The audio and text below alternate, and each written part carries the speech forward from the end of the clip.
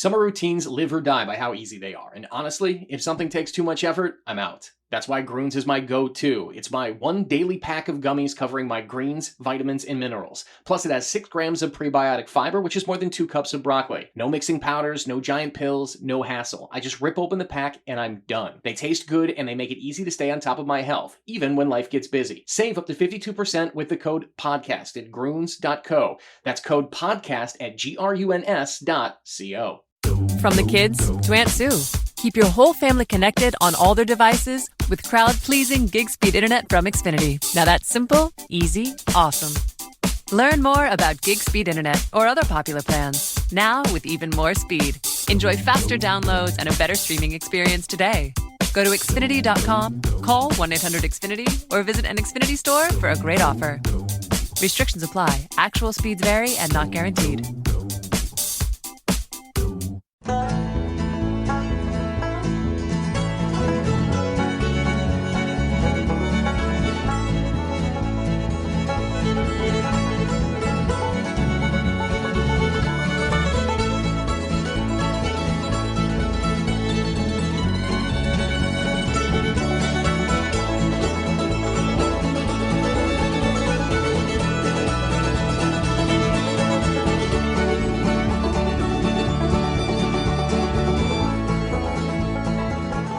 I've spent some time in Vegas, and what I want to know is how does the Vegas economy survive when you come home to Minnesota for a couple of days? I know, it's been tough for them.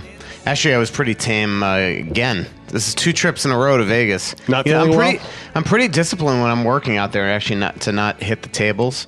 I hit the Monte Cristo cigar bar a couple times. That's about it. But no real craps outings, no real blackjack outings. Definitely not poker. It's hard to get into those like ones where you have to commit to time at a table in the middle of a GM search, because I am the type of person that would be like, I think I'll just continue with this poker session. And how was the presidential suite at the Bellagio? Actually, this last trip I stayed at the Marriott Chateau, which is you can get like these villas. So that was pretty nice. That was pretty nice. Understatement is really your strength, is the art of understatement. He's Michael Russo. This is the Russo-Souhan Show, our hockey podcast on the TalkNorth.com podcast network. Check out all the shows, including our new business show, Throw the Boss Out, the Cheryl Reeve Show, The Flow, which is by and for millennials, as well as all of our regular shows that you've become accustomed to listening on. Check out the new website that Brandon built with his own bare hands. He still has the calluses to prove it. Subscribe on iTunes. Subscribe to your favorite podcast app. We appreciate you listening however you might do it. And thanks to our sponsors that make it all possible. Twill in the Edina Galleria, Scott Dayton's shop over there off of France. Fixology Repair, fixologyrepair.com. And Tony Hoaglund, your State Farm agent in Champlin. We'll tell you more about them later. Before we get to the NHL playoffs and more about your fascinating travels, who's the next GM? I think it'll be Paul Fenton. I just still think it's his job to lose. Tom Fitzgerald's in today. Knowing Tom as well as I do, I think that he'll probably absolutely wow Craig Leopold and Matt Maka. He's just a tremendous person, a great hockey guy. And somebody that I think will be, my guess is that those two leave the meeting being like, oh, well, now we got to actually think about this. John Ferguson Jr. was in yesterday. Bill Zito was in last week.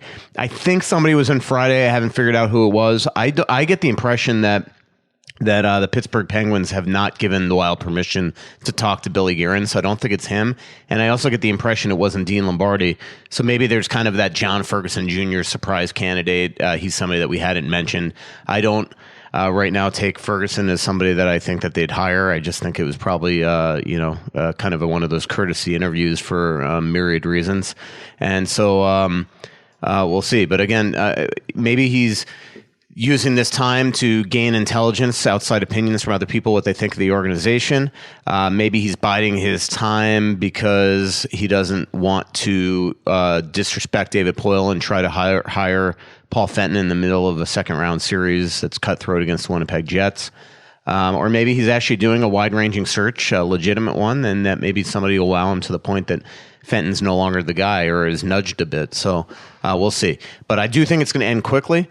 relatively quickly. I would think as soon as the second round series is over, we're going to have a decision. Craig Leopold's having hip surgery later this month. And also, I just think that May 14th is the date that you want to make sure well in advance of that somebody's in here, because they have scouting meetings. And I don't think that you want, if he's going to overhaul the department, all these scouts, their contracts end at the end of June. The hockey ops guys all have 1 year left. If you're going to make decisions on them, you're probably not going to want those guys in your internal meetings right now. So this is an interesting time for Paul Fenton, because he is about to have the same meetings for Nashville, and he's got, he's their draft and development guy, so he knows all that inside intel. And so this is just one of those awkward little moments, I think, for David Poile and Paul Fenton, that they're trying to concentrate on the series, but he could be potentially losing his big guy. Do you think that the best candidates look at the Wild job and say, oh man, this would be great? Or do you think they think, okay, a lot of work to do there, it'll take a while? I can't, speculation on my part, but I think that they look at this as being a hockey hotbed, but I do think that they look at it as being a challenge. I mean, look, you have guys on long-term deals, and it's just math. I mean, as Parise and Suter continue to get older, it becomes more of a challenge mathematically. Those contracts will become an issue at some point. Not necessarily now, though, because they are still in mid-range type. They got 7 years left on their deal, and the cap is going up, so it's not totally inhibiting them from doing other things. But eventually, those are going to be issues, and you're going to have probably very difficult conversations with them at some point in their careers about the situation that they're in, maybe health-wise or age-wise. You come to a situation where they haven't had a lot of draft picks, so there's not a lot of quality prospects in the organization. They've swung and missed on a lot of prospects, and their kids that they've committed to failed during the postseason. So there's definitely challenges here that they're going to have to deal with, and I do think that they will deal with them. I think the new GM is going to know that Craig Leopold wants to win right away, so any trades that you're going to make, you're not going to make for picks and prospects. You're going to make for NHL players from other teams. So the question, can you do that? Can you change? Is Charlie Coyle's value not low enough right now that you're actually going to be able to get something significant in return that's going to help this team in the now? Zucker, Dumba, do you make hard decisions on them? I still think you got to commit to them. And if it's Paul Fenton, my guess is that they would commit to him over term. I don't think it would be bridge deals, but we'll see. Brodin, can you trade him right now? Do you want to trade him right now with the health of Ryan Suter potentially in peril, or at least unknown at this point, because of a bone that is not normally one that's broken by a hockey player, and how's he going to return? How's he healing? Things like that. Again, Niederreiter, another, not a great end to his year, the second half. So is that somebody that right now at 5.25 you want to move? There's some big decisions that have to be made here. I'm going to ask you about Fletcher. I think what we're going to do, too, in this show, we end up always running out of time on Twitter questions. I think we're going to make this kind of a Twitter show, and then any questions that I feel like should have been asked that weren't asked, I'll fill in at the end. I do want to thank Scott Dayton and his men's clothing shop, Twill, in the Edina Galleria, twillmn.com, Twill, Twill, on Instagram. You've heard me talk about them before. I wear their clothes, especially love their Johnny O stuff. I have a couple Barber shirts that I like. Their Barber or Barbour? I always mess it up.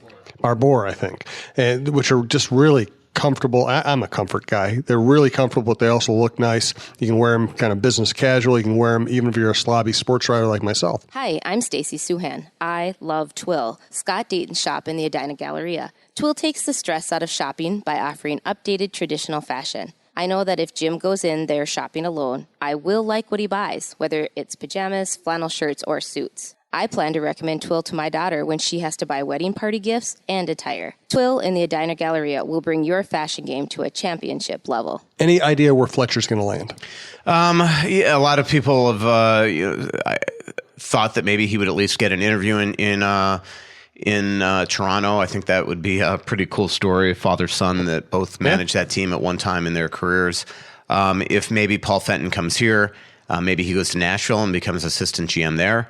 If Tom Fitzgerald comes here, maybe he goes to New Jersey and becomes Ray Shiro's assistant GM there, like he was in Pittsburgh. So there's a lot of history there. He's got a lot of friends. I do think that if he's still somehow unemployed in the next year, I do think Seattle's going to look at hiring a GM. Maybe Seattle makes a lot of sense for him. So, I mean, he'll get another crack at this. 9 years as an NHL general manager, 6 years in a row making the playoffs. Just right now, he's been extremely quiet. Yeah. So I assume you two haven't chatted. Other than a couple text messages, but, I've not talked to him. Got it. Let's do some Twitter questions. Blake Schuster, what's your crap strategy? I think that's a joke because I ended my mailbag the other day at The Athletic with somebody asked me my crap strategy. It might have even been Lonnie. I can't remember. And I answered it. But my crap strategy is pass line odds and then 2 come bets with odds. So it gets expensive. And how's it work for you? Sometimes good, sometimes really, really depressing. From Andrew Siljan. The one thing about craps is you got to know that what you're putting on the table, you're going to lose. Right. So you just got to go there with a little bit of a bankroll. Yeah. My craps experience, my wife and I were on vacation, I guess last year, just on a quick trip to Vegas. And we don't know how to play craps. So we took a lesson. I think it was over at Monte Carlo or something.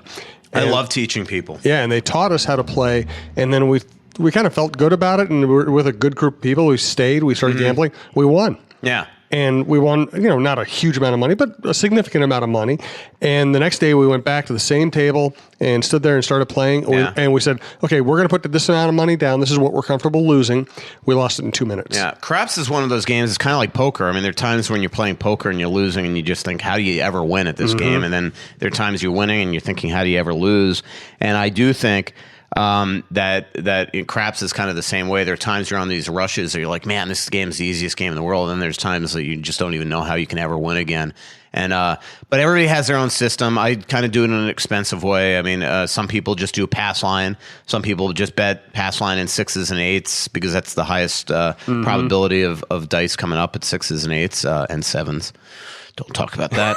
And then, some people go one, pass line, come, and 6s and a couple numbers. If the table's hot, I always do the 2 comes, and then I'll start betting numbers as well. But yeah, I don't know if that went over a lot of people's heads, but it's all right. They're used to a lot of stuff on the show going under their heads, so this balances things out. Andrew Silgan, how did Russo decide which Western Conference series to cover? You can't really be asking that question. I mean, how obvious is this?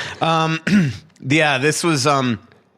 Well, they put Pierre LeBrun on Winnipeg throughout. That was going to be a guarantee. And then Burnside and him are like best buddies, and Burnside was on Nashville, so that was just going to continue. So, but from the very beginning of this season, I said that when the playoffs continued, that since we had a hole in Vegas, that I wanted to cover Vegas, and it's continued. And we'll see. I did come home for the last couple days. I was going to San Jose, and I was supposed to cover every game. But for a couple reasons, I came home professionally and personally. And then also, I just because we have a San Jose beat writer and a freelancer out there and a columnist covering that series as well, Eric Tahachik. Yeah, when I priced it out, it was like $350 a night at hotels in San Jose. San Jose is one of the most expensive cities in the world to cover stuff. Like New York, Boston sometimes. And so I just felt to spend $4,000 on the company's money to go cover 4 days of 2 games there wasn't the smartest way to spend our money. So I decided to come home. I'm going back tomorrow for game 5, and I was covering 6, but I'm coming home now for a reason that might be obvious to a lot of people. And then there's a certain band that's reunited. We're going to get to that. And my sister-in-law is in town, so I'm going to take her to the concert. And then I'll go back to Vegas for Game 7 if there is one. So, and then we haven't decided on the conference final. With the Athletic, we're having a little meet and greet with our subscribers, a subscriber event at Brothers on May 16th. So I definitely have to be in town for that. So we just don't know. Like if Vegas continues versus Nashville for that very reason, I would think I'd cover because we have holes in both those cities. We don't have beat writers yet. But if all of a sudden it was like San Jose versus Winnipeg where we have writers, maybe that's when I just take a little time off. Got it. From Aaron Berger, do you see any of the scouting staff being retained? I think that they're going to overhaul the department. They're pretty much all in the last year of their deals. Again, the hockey apps were all given another year, or most of the people in the hockey apps were given another year that I'm told. But the scouting staff, they're up. And the way it usually worked with scouts is they will be part of this. The way it works is that you don't want to get rid of them now because they sort of have all your secrets, and you don't want them to go and suddenly be working for another team and be at their table. Mm-hmm. So usually the way it works is you let them work through their June 30th, and then right after the draft, we're going to find out that a lot of people lost their jobs, most likely. From Don't Take My C, basically his question is, we've talked about the contracts and the health and all those other things. His question is, how long do you think the Wild will be mediocre to decent going into the future before they can kind of get over this hump? Well, I mean, I do think that they just are short young prospects, and they just are. They signed Sokolov today, so we'll see if he comes in and becomes somebody that they expect. Again, you're going to have new eyes on him, so maybe they're going to have more optimistic eyes at looking at his numbers with the Barrie Colts after being traded there this year. So he'll become pro. They just signed Mason Shaw, but he just missed all of the season with a torn ACL, which is just so unfortunate because he was a heck of a prospect that they drafted. You obviously have Greenway, Cunnin, and Eriksson Ek, which is arguable if you even consider them prospects anymore because they've all been pro for a year, or Greenway for just at the very beginning. And then again, Kaprizov is the next big rung, but he's essentially in the KHL. So I just think that you have to build, and it does take a while. But as Craig Leopold has made abundantly clear, he expects them to do both right away. Build from your back end and make this thing better from a reserve standpoint. But then on the ice in the NHL right now, figure out a way to reach the other teams. And I just don't know if that's even legitimate, like realistically possible. Again, I mean, are the Wild just going to suddenly become Nashville and Vegas and Winnipeg right now? I mean, just look at the pace that those teams play with. Yep. The Wild became slower this year. That first round series is nothing like we've seen in the second round by either of the final four teams in the West. So I do, I think that that question is a good one to be concerned about. Can you really do both? Can you fix this thing by tweaking? I think it's going to take time, and I do think that Craig Leopold is going to have to understand that. If only they could go out and find players like Eric Hall somehow, And Alex Tuck. Thanks to Fixology Repair, fixologyrepair.com, John Hedges' shop. Third floor, Mall of America by Nordstrom's. I've been there many times.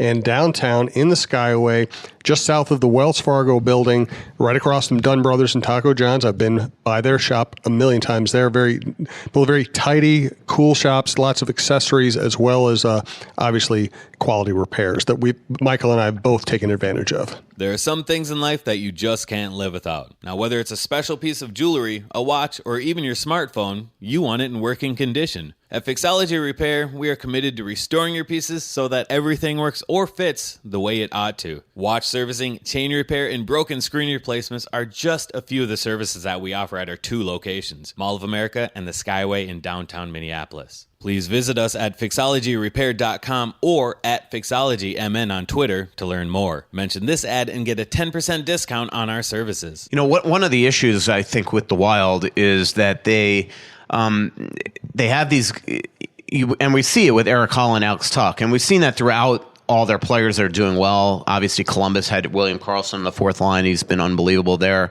Florida made a decision to give up both Riley Smith and Jonathan Marchessault to protect other guys.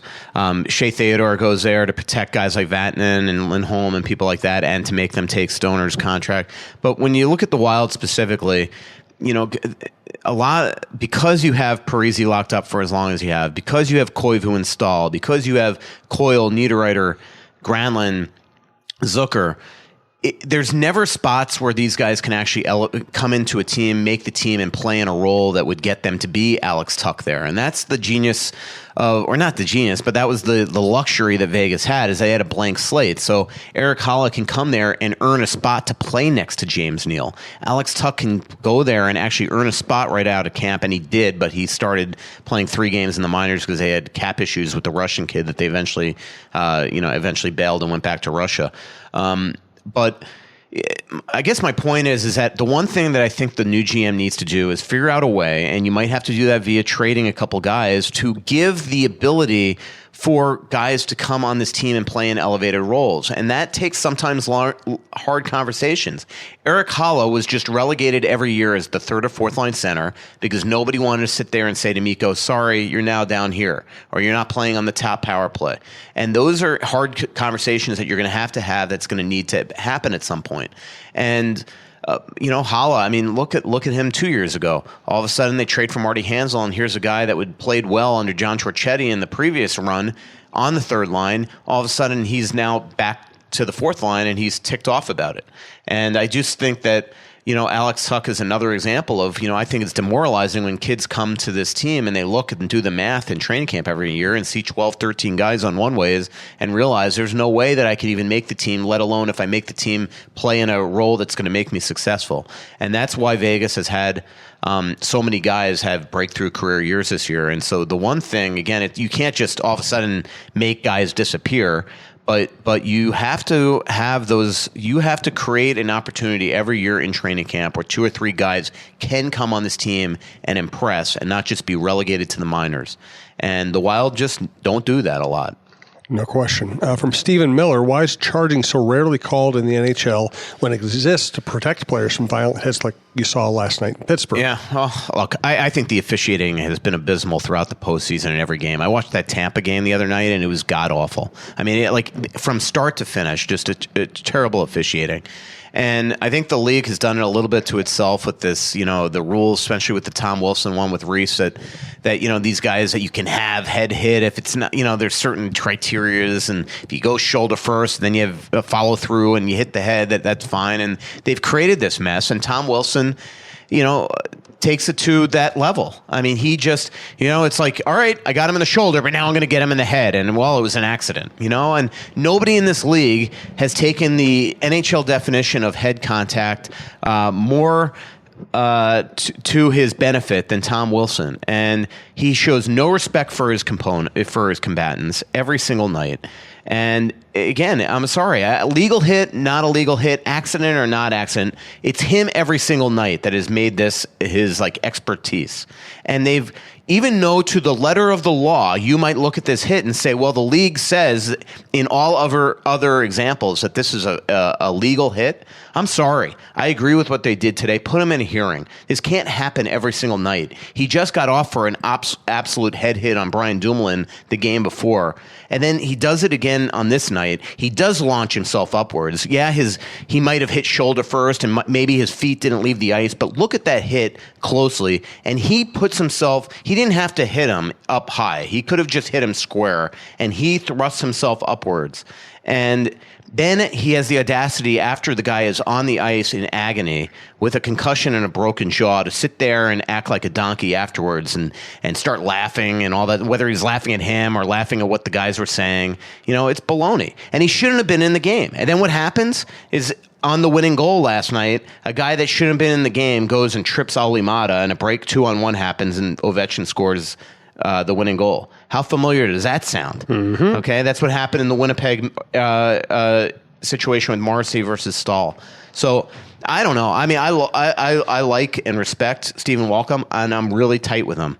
But there needs to be a come to Jesus meeting with these officials, because this has been one of the worst officiated postseasons that I've seen every night. I mean, just egregious stuff allowed every single night. Trips and charges and cross checks, and it's baloney. And then you go from game to game, and the standard's completely different. So it's frustrating. No question about it. From Jake Walker. Actually, let's thank Tony Hoaglund, Hoaglund, your State Farm agent.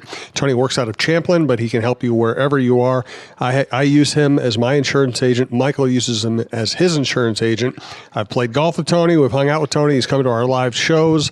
We'll be doing an event this summer where we do some of our live shows at one of his kind of business jamboree type deals. So we can recommend Tony highly. Hey, Minnesota sports fans. This is your local State Farm agent, Tony Hoaglund.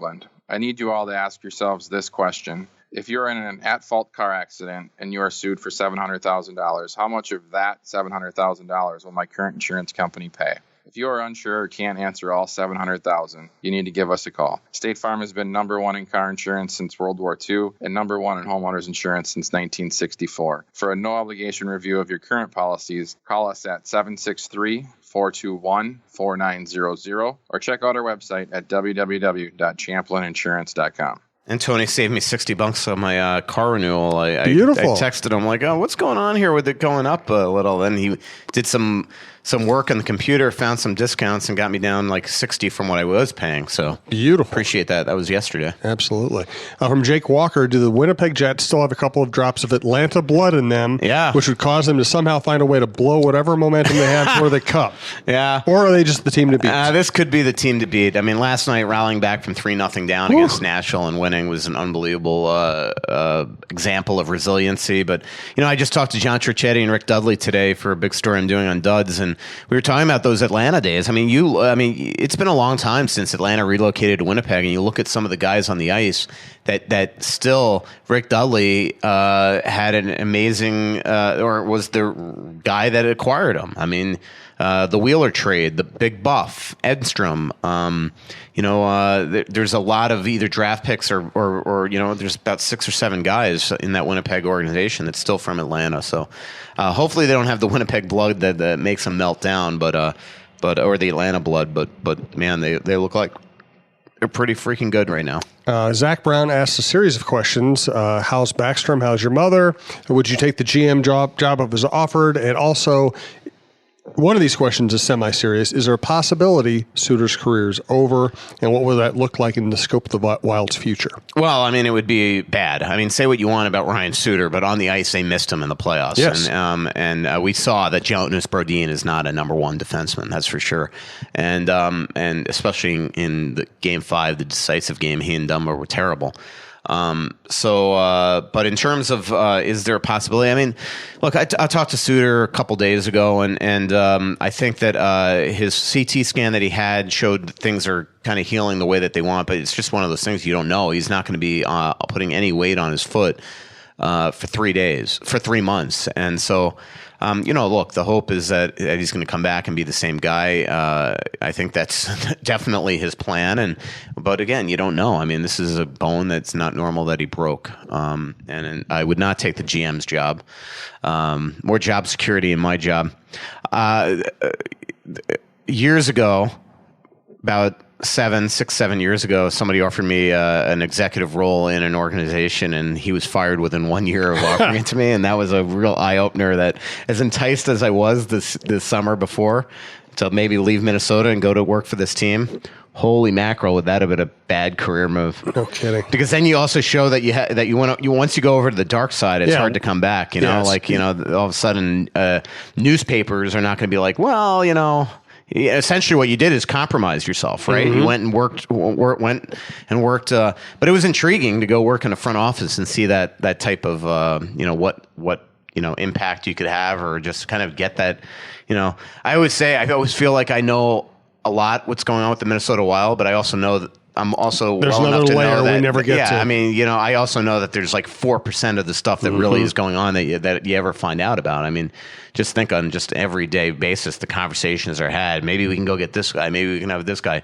Last week, I found out a story that was unbelievable. A player acquisition story that essentially screwed up another trade because of this. And it's like, like one of those things like, God, I wish I knew that at the time. It would have been an incredible story to write and break. Yeah, when I was covering the Twins and the Vikings, I used to end up, just as you do now as a beat writer, I'd go out and have dinner or drinks with people, and sometimes the tongue would loosen up, and you'd be oh my God, those 8 things all happened or almost happened, and changes your perspective completely. No, exactly.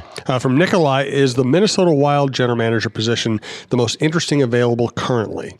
Well, I mean, there's not too many are available. I think Carolina is pretty interesting. They got a GM. They just hired Dudley as senior vice president of hockey ops. I think Don Waddell is going to wind up having to become the GM because they're not willing to pay essentially for a GM that's adequate money.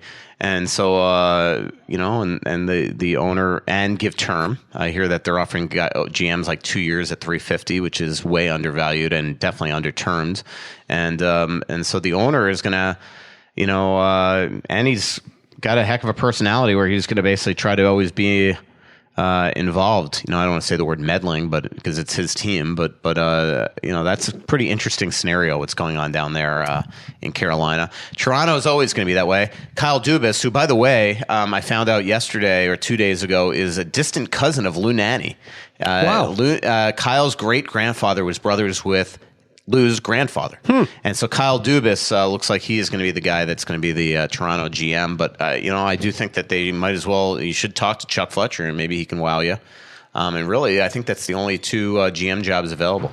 Interesting. From Colin Jacobson, do you think a new GM comes in will overhaul the game ops staff? From watching Nashville, Winnipeg, Tampa Bay, it sure seems like teams feed off the extra energy. Yeah. Wish we'd do something to get fans more in the game. I agree. I mean, they call it in Vegas entertainment. They don't call it game ops. And it's the most amazing thing. I got to tell you, I mean, I'm sitting there during the game the other night, and I was just absolutely blown away by the entertainment. I mean, it's like an entire movie from start to finish. Everything they do, the crowd dancing, it's just a totally different atmosphere than you get in most any arena.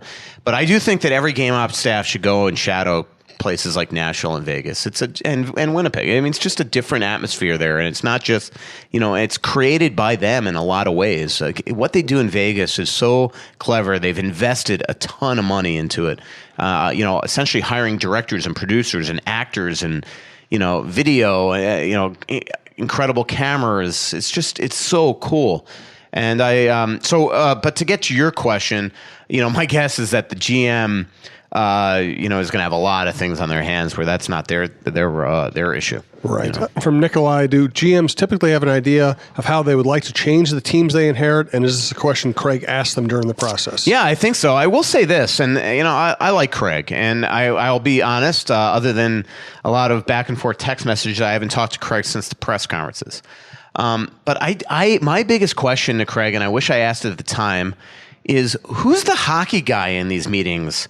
Right. Asking questions, because Matt Make is the team club president, business, and Craig, while he's a hockey fan, he doesn't know all the questions to ask, and so who is in these meetings asking the hockey questions? Who's saying to John Ferguson, tell me what the F you were thinking here? I can go through 15 things that he did in Toronto that I'd love to know about that I can promise you wasn't asked. Mm-hmm. So, what was the question? What was the question? You basically answered. Well, no, what was the question from the basically, do GMs coming in have an idea? So, I do think that if you're, it's just like anything, if you can't go in blind to an interview. So it's like, actually, I'm a kind of a bad example because I've never interviewed for a job, but I'm assuming that when you interview for a job that you come there with a list of your questions for them. And I can tell you that I've talked to a bunch of people that are interested in this job the last week, some that have gotten into Craig's ear and is able to get an interview, some that have not. And they've asked a bunch of questions. They want to know certain answers from Craig, largely on what he was saying last week about tweaks and what that means. But I do think that you come in, any good qualified candidate is going to come in and here's my plan. Here's where we can get. I would assume that Paul Fenton's got some really good ideas that he could present to Craig Leopold on this is what I'm going to try from day 1 to day 30 to day 60 to by the start of the season and by the next summer. And I would think that Tom Fitzgerald's the same way, and I would think that Fergie was the same way. That's essentially the answer to that. 3 more Twitter questions. As always, didn't get to a lot. I'm going to try to get to more of them this week, but they're such good questions, we ended up having long answers. From The Filter, how's your Berlitz Italian language course coming along? That's probably an inside joke I don't get. Well, it's because I'm going to Italy this summer, I assume. Hilarious. One from The Filter, as of right now, what's your Conn Smythe favorite? Scheifele. And from Jared Maley, did you know the Trampled by Turtles is playing if it's them, if it's Vegas, what William Karlsson and Marshall, that line is sensational. Mm-hmm. I have so many stories like in the can that I'm actually hoping they extend the series a little bit. So, just again, because I've been kind of put on Vegas this series, I get so much stuff. There's going to be one giant 3,000-word Florida reference coming up on Thursday, by the way, on The Athletic. From Jared Mealy, did you know that Trampled by Turtles was playing a secret show in Duluth on Monday night, and how sad were you that you weren't there? Yeah, I know. It does stink that I wasn't there. I didn't know about it, but I saw it after the fact on Twitter, and man, that would have been awesome to be there. I wouldn't have been able to go, but man. So, I think that because they haven't played for a couple of years, they're doing a couple of secret rehearsals this week to kind of get ready. He's done that a lot. I remember, I think they took like a couple weeks off before Red Rocks a couple years ago, and they all of a sudden threw in a show that they played the night before at the, what's it called in Denver, that really cool theater? Not Oxford or something. I can't remember. But so he's done that before. When they started up right before, like 3 years ago, they had taken like a month off since Red Rocks, and they hadn't played, and then they had to play the Palomino Festival. So he did a secret show, invite only, at the Ice House in Minneapolis. So Mike's going to give us or not give us a final thought. Thanks to Twill in the Edina Galleria, Fixology Repair, 3rd floor of the Mall of America, and downtown in the Skyway. Tony Hoaglund, Hoaglund, your State Farm agent who works out of Champlin. Check out talknorth.com. Please support our sponsors because they support us and allow us to run the network. Final thought or not, Mike? Nope, no final thought. You're out of luck. Pretty little city built on a hillside. Music in the bars and fire in the sky. We went to the beach and it was covered in ice. And I used to call it home. So much coming out, there's nothing going in. I know that you feel like you're never gonna win. Oh, but the world won't forgive a winner. Buckle up, because Metro is bringing you the best deal in wireless. Switch to Metro and get your choice of 2 awesome free phones from top brands like Samsung and LG with huge HD screens and tons of memory for all your pics and videos. So hurry into Metro and get your awesome free phones only at Metro. Plus sales tax and activation fee. Requires port-in of eligible number not currently active on T-Mobile network or active on Metro in past 90 days. Limit 4 per account or household. Restrictions apply. See store for details and terms and conditions. From the kids to Aunt Sue, keep your whole family connected on all their devices with crowd-pleasing gig speed internet from Xfinity. Now that's simple, easy, awesome.